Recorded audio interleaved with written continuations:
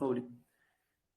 قوتابیانی عزیز و خۆشەویست لە وانەی سێەم لە شەرحی کتابی المذكرة في التجوید لە وانەی پێشوو باسی ئەحکامی ئیستیعاذەمان کردواتە ئەعوذ بالله من الشیطان الرجیم وتمان بە چەند شێوازێک دەخوێندرێتەوە، دواتر باسی چۆن قورئانی پیرۆز دەست پێ بکەین، ئایا ئیستیعاذە و بەسمەلە بە چ شێوازێک بخوێنین. دواتر باسی ئەحکامی بەسمەلەمان کردکەوە بەسمەلە کە بسم الله الرحمن الرحیمە چۆن لە نێوان سوورەتەکاندا بخوێندرێت. چوار شێوازمان باس کرد، لەو چواردانەی یەکێکیان جائز نەبوو، دروست نەبوو بخوێندرێت کە نمونەشمان هێناوە کە بەو شێوازەکە بسم الله الرحمن الرحیم بکەوێتە کۆتایی سوورەتەکەی پێشتر، سوورەتی یەکەم. بەو شێوازەی دروست نییە. دەچینە وانەی نوێ کە لە وانەی ئەمڕۆ کە ئەوش پەیوەندی بە ئەحکامی بەسمەلەی وەیە کە لە نێوان سوورەتی ئەنفال و تەوبە. ئەما لە وانەی پێشوو باسی ئەومان کرد کە سوورەتی ئەتەوبە بسم الله الرحمن الرحیمی لەسەر نەنووسراوە، پێویست ناکە بخوێندرێت، بەڵکو کافیە کەوا بە ئەگەر هاتوو ئەو سوورەتە دەست پێ کرد تەنها ئیستیعاذە بکەی، واتە ئەعوذ بالله من الشیطان الرجیم دەست پێ بکەی. بەڵام ئەگەر بێت و لە کاتی قیراءەدا واتە لە کاتی قورئان خوێندندا بی لە سوورەتی ئەنفالەوە بچە سوورەتی ئەتەوبە چۆن بخوێنینەوە، چۆن وەسڵیان بکەین، چۆن ئەو دوو سوورەتەی ئەمە لێک بدەین کاتێکەوە بسم الله الرحمن الرحیمی لە نێواندا نەهاتووە. سێ خاڵی سەرەکیمانێ بە سێ شێوازان ئێمە دەتوانی سوورەتی ئەنفال بەردەوام بین بگەینە سوورەتی تەوبە بخوێنینەوە. یعنی لە کاتی ختمدا بۆ نمونە سوورەتی ئەنفالت کۆتایی پێهینە گەیشتە سوورەتی تەوبە، چۆن ئەمە بەردەوام بین، ئایا بسم الله الرحمن الرحیم بخوێنین، ئایا وەقف بکەین، سەکتی بکەین. ئێستا باسی ئەو سێ خاڵی دەکەین. لە خاڵی یەکەم تەنها پێویستمان بە حاڵەتی ئێستامە لەوانەی ئەمڕۆ باسی ئەحکامی نونی ساکین دەکەین کە لێرە ئیقلاب دروست دەبی لە ئاەتی بۆنە کۆتا ئاەتی سوورەتی ئەنفال. بۆ من لاپەڕە ئەگەر بتوان مسحەفیش بکەنەوە لە پێشتان بی لە لاپەڕە 186 ئاەتی 75 سوورەتی ئەنفال کە دەگاتە سوورەتی ئەتەوبە ئاەتی 1 بە سێ شێواز دەخیندرێتەوە. شێوازی یەکەمیان ئەتوو وەسلی دەکەی، واتە ئاەتەکەی هەردوو سەرەتای سوورەتی ئەتەوبە لەگەڵ کۆتا ئاەتی سوورەتی ئەنفال لێگەدەی. خاڵی یەکەم کە بخوێنەوە بێنە وشەکە إن الله بكل شيء عليم براءة من الله ورسوله إلى الذين عاهدتم من المشركين. بەو شێوازەی کۆتا ئێستا لێرە کۆتایی پێدە إن الله بكل شيء عليم، ئەو کۆتایی هات بە سوورەتی ئەنفال. لێرەدا براءة من الله ئەوە سوورەتی ئەتەوبە. بەو شێوازەی لێکەدەین کە قەلب دروست دەبی ئەحکامێکی نونی ساکینە کە دوو حرەکە لەسەر میمەکەی دەمینەوە إن الله بكل شيء عليم براء. بەو شێوازەی دەخوێنی. هی دووەمیان بە شێوازێکی تریش دەتوانی بخوێنەوە، ئەویش سەکتی بکەی. سەکت چیە؟ سەکت واتە ڕاوەستانەک بەبێ هەناسە وەرگرتن و دانەوە، یعنی ڕادەوەسی دوو چرکێک دوو حرەکەیەک بەبێ ئەوەی هەناسە وەربگری و بدەیەوە. چۆن؟ أعوذ بالله من الشيطان الرجيم إن الله بكل شيء عليم براءة من الله ورسوله. أتاكوتاي آياتك يعني كرادوسي إن الله بكل شيء عليم ليو لسليو دادنا دو تسكيك رادوسي بردوام دبي دتي سرتاي سورة التوبة إن الله بكل شيء عليم براءة من الله ورسوله. أو بيدا قلت لي سكتة سكت واتا وستانك لنيوان أمدو آياتا وستانك دكي ببيها ناسا وقرتنو دانا أول شيء درسته وكيشن دتواني بو شوازي بردوان بيلا قرآن خويندن. خالي السيام دتواني وقف بكي هناسا وربقري وهناسا بديتو. لخالي السيام دتواني هناسا وربقري وبديتو وەکو چۆن کۆتای ئاەتەکان کە کۆتایی پێدێ بەو شێوازەی إن الله بكل شيء عليم براءة من الله ورسوله. دەتوانی بەو شێوازەش بەردەوام بی. ئەو سێ جۆرەمان هەیە، دەتوانی ئەتوو سوورەتی ئەنفال بگەینی بە سوورەتی ئەتەوبە، هەستێکی دروستە و کێشەی تێدا نییە، چ وەقف بکەی چ هەردوو ئاەتەکە وەسڵ بکەی کە ئیقلاب دروست دەبی، یان ئەوە تا سەکت بکەی کە سەکیش وەستانێکی دوو حرەکەی یاخود دوو چرکەی دەتوانی وەکو بەبێ ئەوەی هەناسە وەربگری و بدەیتەوە. ئەوە کۆتایمە بە ئەحکامی بەسمەلەینە.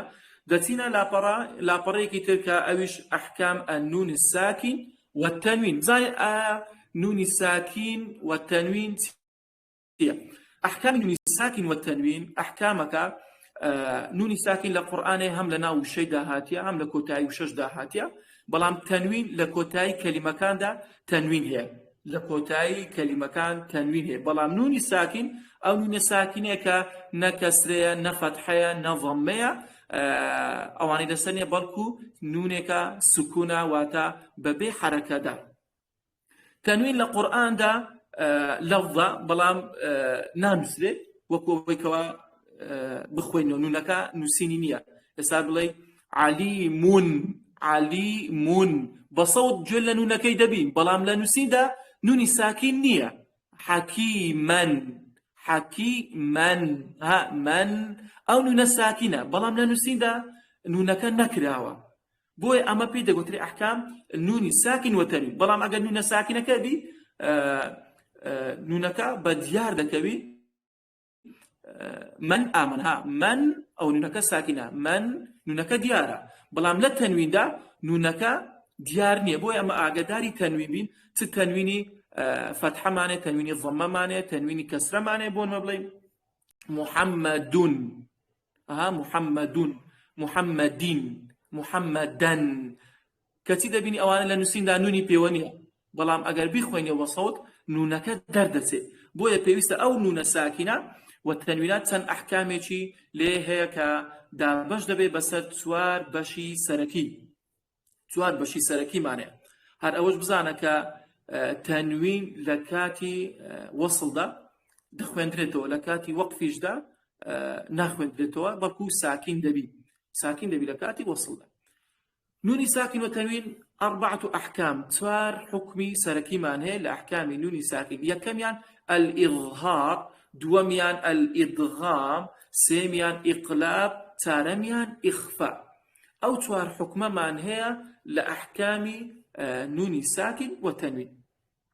یەکەم حاڵەتمان هەیە الئیظهار. بزانین ئیظهار چییە؟ ئیظهار لە لوغەتدا بەیان، واتە دەرخستن، ئاشکراکردن، ڕۆشنکردن. ئەتوو نونەکەی بە دیار دێخی و ساکینە نونەکە، بەس بە دیار دێخی. ئاگداری ئەو خاڵەش بە نون و میم غونەیان لەگەڵە. ئەم دوو حرفە سیفەتی غونەی هەیە کە غونەش پێی بە کوردی پێ دەڵێن مینگە، کە ئاماژەی لە لووتدا دەچێت.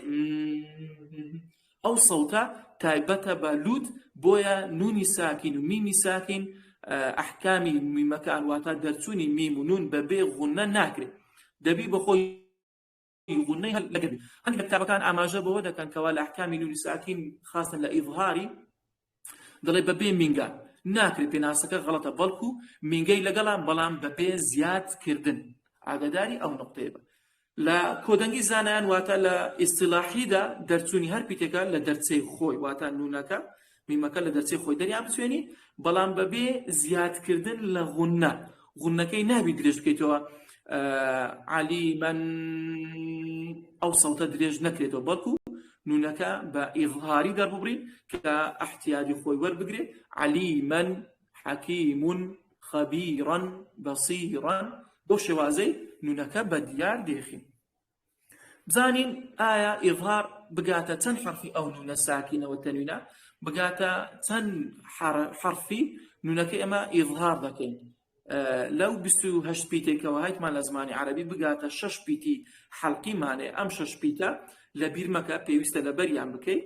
6 پیتمانەیە، هەمزە، ها، عین، حا، غەین، خا. ئەو 6 پیتەی حەڵقە پیتەکانی گەرووە، ئەو پیتانە لە گەروودا دەرەچێت، هەمزە، ها، عین، حا، غەین و خا. ئەو 6 پیتە لە گەرووە. ئەگەر هاتوو نونی ساکین بگاتە ئەو 6 پیتەی حەڵقی کە پیتەکانی گەروو ناسراوە، ئەوە نونەکەی بە دیار دێخین و ئیظهاری دەکەین و بەبێ زیادکردنی غونەکە. لا زانان لا رستشي كويان كرديتو كأخي هاك علما حازا غير خاسر أما أو دير الشعري دتواني لبري بكي كبيتكاني حلقي كذا بيتكاني إظهار كذا أخي واتا همزكي كم هاك واتا هاك بدايتي علما واتا حرف عينك حازا واتا حرف حاك غير حرف غين خاسر حرف خاك أو شش بيتك لم دير هاتيا واتا أي براكم أم علما وربقرا وهكذا دستي بي وقلت بيت زرر من نابي خسارة من نابي وتأتو بيتو أو بيتي نوني ساكنة وتمي بقات أو شش بيتي أو أتو بيوستان نكي إظهار بكي غنى دريج نكي توا وحقي نكي بدي لألف أجر هاتو ليك مشدابه وتليك المدابون منا وين نارن وين غنى زياد نادي باحتياطي خوي وين دخلها ينهون وزارة ينهون بقات حرفي ها ينعق نونك ساكنة بقات حرفي عين أوش ينعق وينحيتون وينحي حرفي حاء إلى دون نكاتيا أو يكسر نونك إظهار لكي وينحيتون بوشي وازي دخل فسينغضون نونك إظهار لكي فسينغضون بوشي وازي دخويني أقل بيتو حرفي خاء إلى دواتبو والمنخنقة أو شوازي كنونك حرفي خاء إلى دواتبو بلام لحرفي لخالي دوام نمونا لسا دو شيء دو وشمان هبي لدو يقدي من آمن أتشبه ما شيء ويكم غني زياد نابي نالي ومن آمن أو غلطة بركو بيوسا نونكي تنا إظهاركي من آمن من هاد من عندي ومن حيث من غيركم من غير يكسر حرف غين لدواتع إظهار دكي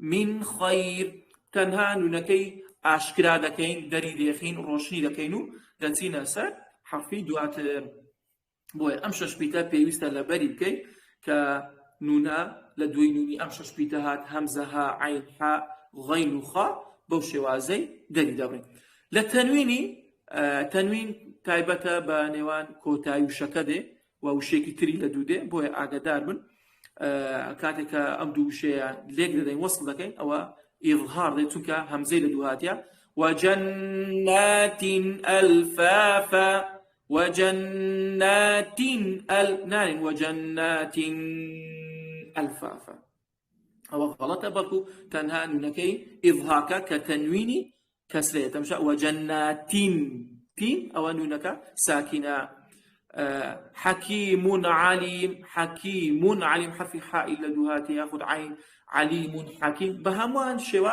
وكن من كانت فظا غليظ عليم خبير كواتا أو ششبيتك لدو أو تنوين داهات أتو نونكي إظهار دكي بدياري ديخي ببي زياد كردني غنة دتينا خالي تركا إظهار من باسكر خالي دوم لا أحكام نوني ساكن وتنوين إدغام معناه إدغام إدخال وتخصنا ناو تون الناو يك أما نونكي دهاوين الناو حرف دواتر تون حرف كان دهاوين الناو يكتري بهمان شوا تون شمشيركا كدري بيني بيكي وشوين خوي كإدخال كيواتان شمشيركي بيها زي خوي أما جنونكي دهاوين الناو حرف دواتر كلا دواي دي أوش شش بيتمان دبي لو شش بيتيكا إدغامي دكين شش بيتكاش بيكاتوا لا يرملون يعني يرملون أو شش بيتيكا حرف نون لدويهات أما شش بيتي كمان إظهار أو زار شش بيتي ترمان هي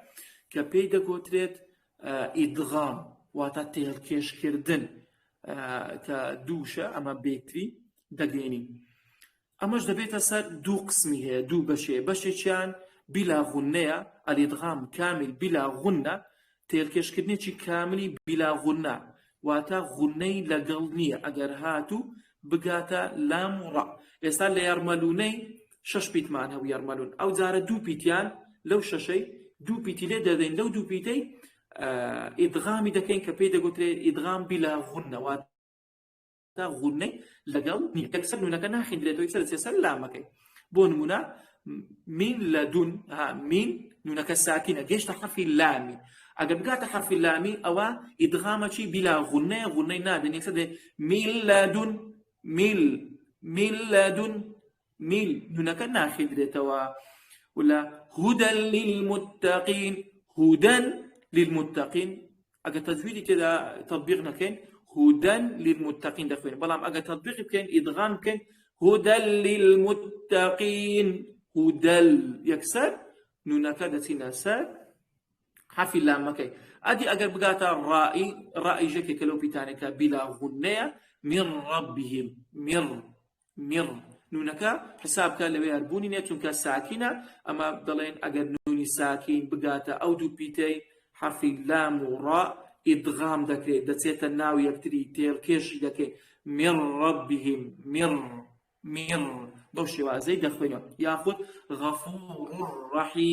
غەفور ڕەحیم یەکسەر تێڵکێشی دەکەین نونەکە لەگەڵ حرفی دواتری ئیدغامی بە غونە بزانین ئیدغامی بە غونە ئەوە یەکەم بیلا غونە بوو غونەمان نەدایە بە هیچ شێوازێکی و ئەو جارە غونەی هەبی ئیدغامەکە لە چوار وشەکەی تر کە مایە یەنمو حرفی یا نون میم واو ئەو چوار پیتەی کە ماوە ئیدغامەکی بە غونەیە ئەمەش دەبێتە سەر دوو بەش بەشێکیان کامل بە غونە بەشەکەی تریان ناقسە غونەی کەمترە لە ئەوەی تر کە لە نون و میمی کە ئەکمل ما تەکونە غونەیە واتە دەبێ ئەو پەر غونەی بدەیتێ کە غونەی زۆر زیادی بدەیتێ کە نون و میم دەگەنە یەکتری کاتێک نونی ساکین بگاتە نونی ئەوە ئەکمل ما تەکونە غونە ئەگەر بێت و نون بگاتە حرفی میمی دیسان ئیدغامی دەکەین و غونەکی کاملی دەدەین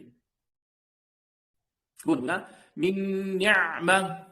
من نیعمە بەو شێوازەی دەخوێنە من نیعمە کەواتە ئیدغام ما کرد بەڵام ئیدغامەکی بە غونە ناخوێنەوە من نیعمە غونەکەی کەم کەینەوە من نیعمە بەو شێوازەی دەخوێنە یان یەومەئیذ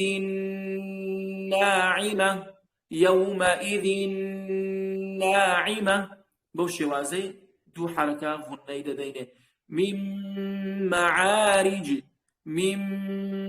معارج یەکسەر نونەکە تێڵکێش دەبی لەگەر میمەکەی دەچێتە ناوی میم معارج جەزاء ها ئەگەر بخوێنیەوە جەزاء من بەڵام ئەگەر بێت و ئیدغامی بکەین تێڵکێشی بکەین جەزاء من بەو شێوازەی دەخوێنەوە کە ئیدغامەکی کاملە خاستن لە نون و میمی غونەی زیاتر دەدەینێ لە واو یاەکەی کەمایە حرفی بە کە حرفی خاڵی دووەم ئەوە ئیدغامی کامل بە غونەمان خوێن لە خاڵی دووەم ئیدغام ناقص بغونە ئیدغامی ناقصی بە غونە لە دوو حرفمانەیە کە واو یامانەیە ئیدغامەکە کەمترە و نقصی کەتێ بە تایبەتی لە واو یایی بەو شێوازەی دەخوێنە وەکو نون و میم غونەی زیاد ناکەین بەڵام ئەوە ئیدغام پێی دەگوتێ ئیدغام ناقص واتە ئیدغامەکەی کەمترە بۆ نمونە میوەلی هەڵەیەکمان هەیە لە ئیدغام ناقسی زۆر خەڵک کە دەیکا غونەی ناداتێ تەنها ئیدغامی دەکات تەنها تێڵکێشی دەکات بۆ منە دەخوێنێتەوە میوەلی غونەی نەداتی تەنها ئیدغامی کردە تەنها تێڵکێشی کردە بەڵام ئەگەر بێت و چۆن بزانین غونەی دایتێ یان غونەی نەدایتێ دەتوانین لوتی خۆمان بگرین چونکە غونە تایبەتە بە لوت مینگە خەیشوم تایبەتە بە لوت بۆ منەگە تاقیب بکەینەوە بزانین ئایا غونەی وەرگرتە یان غونەی وەرنەگرتە میو سەوتی دەگۆڕێ بەڵام ئەگەر سەوتی نەگۆڕا یعنی غونە نەدایتێ میو بە هیچ شێوازێک غونەی وەرنەگرتێ بەڵام ئەگەر غونەی بدەینێ دوو حرکە غونەی بدەینێ میو سەوتەکەی دەگۆڕێ بەوەی تەمرین بکە ئایا غونە دایتێ یان غونە نەدایتێ پێویستە ئەو حاڵەتە تەمرین لە سەکەیە تاوەکو بتوانی غونەی بدەی لە کاتی تێڵکێشکردن. زۆر خەڵک تێڵکێشی دەکا بەڵام غونەکەی ناداتێ. ئەمە یەکێکە لەو هەڵانەکە لە بابەتی ناقسەکە کە دەکرێت کە پێویستە ئەویش غونەی هەبی بەڵام غونەی کەمترە لە ئیدغام بە غونەکە. بینە سەر یاءەکە ئەگەر بێت و یائی لە دوو هات من يقول ئەگەر بخوێنەوە من نونەکە ساکینە بەڵام حرفی یائی لە دوو هاتی ئەمە گوتمان ئەگەر ئەو شەش پیتەی لە دوو بێ یەغمەلون ئەوە یەکسەر ئیدغامی دەکەین. بۆیە لێرە یا هاتە یاءەکەش ئیدغامەکی ناقسە غونەی دەدەینێ وەکو لام و ڕە نییە کە لام و ڕە غونەمان نەدایتە بیلا غونە بوو بەڵام میم نون یا واو غونەی دەدەینێ. بۆیە لێرە ئیدغام ناقسە چونکە یائی لە دوو هاتیە نونەکە کە ساکینە یەکسەر دەخوێنینەوە من يقول ئەگەر بێت غونە نەدایە دیسان هەڵەیە بخوێنەوە ئەوە غونەم نەدایە هەڵەیە بەڵام پێویستە تەمرین لەسەر بکەی بخوێنەوە قورئان ئایا غونە دایت یان غونە نەدایتێ چونکە گرینگە پێویستە غونەی زیاتری دێتێ بۆ ئەوەی بە دیار بکرد کە تو ئیدغامت کردیا تەنها تێڵکێشت نەکردیا. خەیڕە یەڕە هەم تێڵکێشمان کرد هەمیش غونەمان دایە کە پێویستە تەنها ئەو لە ئیدغامی ئەو شەش پیتە جێبەجێ بکەی کە خاڵێکی گرنگە پێویستە غونەی زیادی بدەیت. بەمەرج گیراوە کە ئیدغامکردن لە دوو شە بێت. ئەمە مەرجە کە ئیدغامکردن پێویستە لە نێوان دوو شە بێت و ئەگەر تەنوین لە دوای حرفی ئیدغام هات بەڵام هەرێک لە کەلیمەکەدار واتە واجب دەبی کە ئاشکرای بکەی. بۆ نمونە ئەگەر بێت و پێویستە غونەکە کاتێککە ئاشکرا بکەی لە ناو یەک وشەبی ئیدغام پەیوەندی بە لێکدانی دوو وشەوەیە. ئەگەر بێت و نونە ساکینەکە بکەوێتە ناو یەک کەلیمەی ناو یەک وشەی ئەوە ئیدغام ناکرێت تێڵکێش ناکرێت کە پێی دەوتێت ئیظهار مطلق مانەیە. ئیظهار مطلق نا غێر حەلقیە و نا غێر شەفەوی واتە لە ئەحکامی میم دەخوێنی کە شەفەوی چیە. بۆیە ئەگەر هاتوو ئیدغامەکە نونی ساکین یائی لە دوو هات یاخود واوی لە دوو هات لە ناو یەک کەلیمە بوو پێویست ناکە تێڵکێشی بکەیت. ئەو چوار وشەیەمانەیە لە قورئاندا پێویستە ئەو چوار وشەیە ئەگەر لە بەری شام بکەی زۆر زۆر باشە. وشەی دونیامان هەیە دنیا یان بونیان قینوان سینوان ئەم چوار وشەیە کە هاتووە کە لە ناو یەک کەلیمەیە. ئێستا نون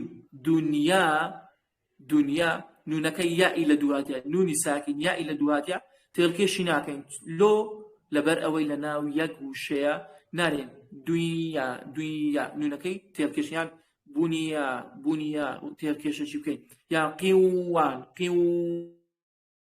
بخوێنەوە یان سینوان ئەوە هەڵەیە بەڵکو پێویستە قینوان سینوان ئەو پێ دەگوتێ ئیظهار المطلق پێویستە نونەکەی ئیظهار بکەی و دەری بێخی کە پێی دەگوتێت ئیظهار مطلق چونکە ئیدغام لە ناو یەک کەلیمەی ناکرێت بەڵکو پێویستە لە ناو دوو کەلیمە دوو شەدا بێت لە نێوان دوو شەدا بۆیە تێڵکێشکردن ڕوودەدات. بۆیە ئەم چوار کەلیمەیە دەتوانی لەبەر بکەیت بۆ ئەوەی لێت تێکەڵ نەبێ کە یاخود یاساکەی لەبەرکە ئیدغام لە ناو دوو شەیدا دەکرێت لە نێوان دوو کەلیمەدا دەکرێت. ئەگەر بێت و یاءەکە نونی لە پێشهاتە بوو نونی ساکین ئەوە تێڵکێش ناکەین. ئەگەر واوەکە نونێکی ساکین لە پێشهات و لە ناو یەک کەلیمە بوو تێڵکێشی ناکەین. ئەم چوار کەلیمەیەمان هەیە لە قورئانی پیرۆزدا. نازانم کاتمان ماوە کاکە موسا.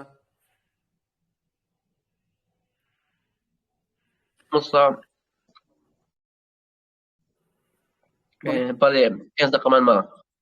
5 دقەیەک دەیکەینە تەطبیقات لەسەر ئەحکامی نونی ساکین. زۆر چاکە ئینشاءڵڵا. دەتوانن ئەو برایانە سوورەتێک لە سوورەتانە بکەن کە نونی ساکینی تێدابێ دەتوانن سوورەتی بەقەرە بخوێنن یانە لە سوورەتێکە بخوێن حەزیان هەبێ بخوێنەوە. بەڵێ هەر قوتابیەکە ئەوێ بەشدار بێ دەستی بەرزەوە کات مەوەڵ دەدەم ئینشاءڵڵا. ئەو 5 دقەیە استفادە لەو 5 دقەیە بکەین.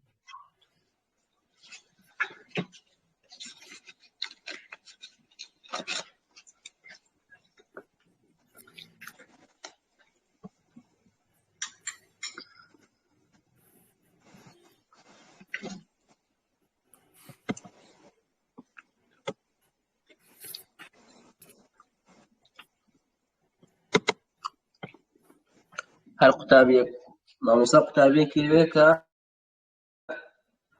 لاپەڕەیەک لاپەڕە قورئان بخوێن نیو لاپەڕەی زۆر یاک ئاەتش بێ بەس ئەحکامی نونی ساکینی تێدا بێت چونکە زۆرترین ئەحکام لە قورئاندا ئەحکامی نونی ساکینەوە میمە پێویستە گرنگی زۆری پێ بدەن یار ئاەت لەوانەیە حەفت تەنویناتی بێ نمونە نونی ساکین زۆر لە قورئاندا بۆیە پێویستە گرنگی زۆری بە ئەحکامی نونی ساکین و میم بدرێت.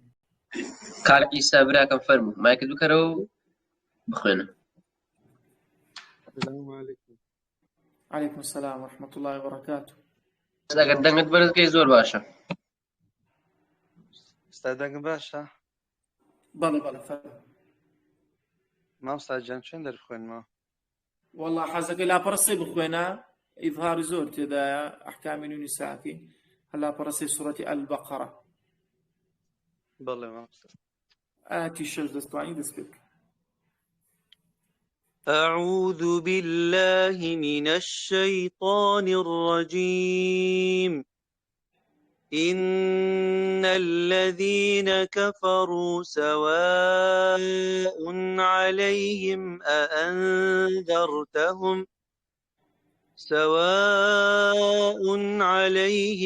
أأنذرتهم أم لم تنذرهم لا يؤمنون. مامۆستاجان ئەگەر لێرە دەستخۆش بی ئەگەر لێرە بۆن منە دەستنیشانی ئەحکامی نون بکەین ئیظهار زانی ئیظهاری تێدایە کە ڕوخینمان تێدایتی سواء عليهم ضمتين قشت عيني بالضبط سواء عليهم أو تنوينا قيشت حرف عين قوتمان أو ششبيتيك لدويدة همزة ها عين حاء غين خاء أو عيني لدوهاتي بويا بابتي إظهار بردوان با. ختم الله على قلوبهم وعلى سمعهم وعلى أبصارهم غشاوة ولهم عذاب عظيم. مامۆستاجان ئەدی لێرە چ ئەحکامێکی نونی تێدایە؟ مامۆستا بە هەمان شێوە عذاب عظيم ضمتين قشت عيني. عذاب عظيم أوش إظهارا لا بيش أوش قليكي تريشمان هيا إدغام معناها إدغام غشاوة ولهم إدغامة پێویستە غونەی زیاد بکەی غونە زۆر کەم دایە غونەی زیاد بکەینها وعلى أبصارهم غشاوة ئەگەر لێشی بدەین تەنوینە گەیشتە حرفی واوی کە پێی دەگوترێ ئیدغام ناقص ئیدغامە چی؟ ناقصە. دەست خۆش بی بەردەوام بە ئاەتەش ئاەتە دووبارەکەمەوە نا بڕۆ ئەگەر بڕۆین ئێستا ئەو دوو ئاەتش ئەگەر لێک بدەین عذاب عظيم ليش إدغامكمان هيا كتنوينة حرفي واوي لدوهاتيا نونة ساكنة واوي لدوهاتيا. ومن الناس من يقول آمنا بالله وباليوم الآخر وما هم بمؤمنين.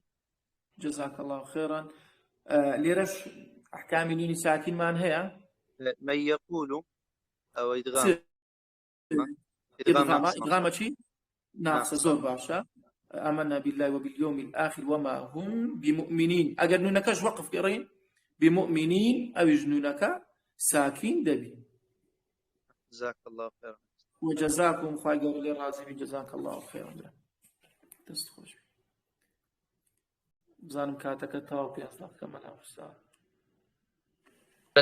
تەلەڤێتریش وەرەگرین کاک بڕێ دەستی بەرزەوە کردووە. بەڵێ بەڕۆژداریکە کاک بڕیار برام مایکت بکەرەوە فەرموو. السلام عليكم باش مامۆستا. وعليكم السلام ورحمة الله وبركاته. كاك بڕیار بخير. سپاس مامۆستا. تاوی کەم لە دوای برادەرەیان في قلوبهم يعني خادعون. ئاەتی نوێ. بەڵێ دەست پێ بکە. يخادعون الله والذين آمنوا وما يخدعون إلا أنفسهم وما يشعرون. ليك وانا لا أنفسهم وأحكام شيء يعني بينوني ساكني كذا نونێکی ساکینە بەڵام نەما خوێندووە ئیخفایە بەڵێ باسی ناکەین ئەمە تەنها باسی ئیدغامی دەکەین لەگە ئیظهار ئەگەر تێدا بوو ئەو دوێی دەستنیشان دەکەین بالضبط في في قلوبهم مرض فزادهم الله مرضا ولهم عذاب أليم بما كانوا يكذبون. كان بريار ليرة إدغام من هي إدغام لكلمي مرض فزادهم أليكوانا عفوا عنهم عفوا لا أو ما هيتوان لمرضا لقولهم ليكوانا إدغام ناقص بغنى من هي تيالكي شتكر بلام غنكت نازل غنيك لنسى غني بك مرضا ولهم بالضبط بشوازي غني مرضا ولهم أدي عذاب أليم في حكم الدولة دقري عذاب أليم إظهار له إظهار لبروي عذاب نوني ساكن جيشتيتا ياك لو شش حرفي لو إظهار دانك ألف همزة لدوهاتي ياك لو شش بيتك عباس ما كان همزة لدوهاتي زور باش بردوان با آياتي دوهاتي وإذا قيل لهم لا تفسدوا في الأرض قالوا إنما نحن مصلحون ألا إنهم هم المفسدون ولكن لا يشعرون. كالبريان هيت ماليرا إدغامان هي بل لا تدوازنا نون جيشتي تلام ولكن لا بس أو إدغام بلا غنية بلا غنية بلا غنية خلاص كش إسكام ند يعني دقتي إسكام ند هستس لا مورا هردو بلا غنية نبوي لير لام لدوي هاتين نوني ساكن لام لدو به إدغام غنية لغنية ولكن لا دست خوش بي بردوان أو آياتش ما بو بخوينا وإذا قيل لهم آمنوا كما آمن الناس قالوا أنؤمن كما آمن السفهاء ألا إنهم هم السفهاء ولكن لا يعلمون. أول شيء نفس الشيء ولكن جيشتي تلا إدغام بلا غنى ولكن لا يعلمون.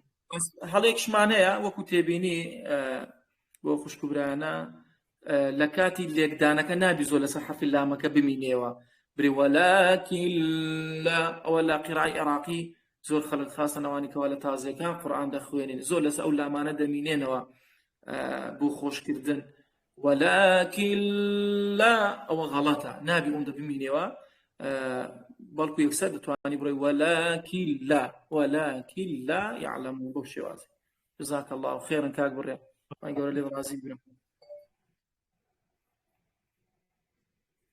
دەست خۆش بێ مەڵ سای بەڕێز خی گەورە لێت ڕازی بێ و پاداش بە خێرت داتەوە. ئیستا قوتابێک پرسیاری هەبێت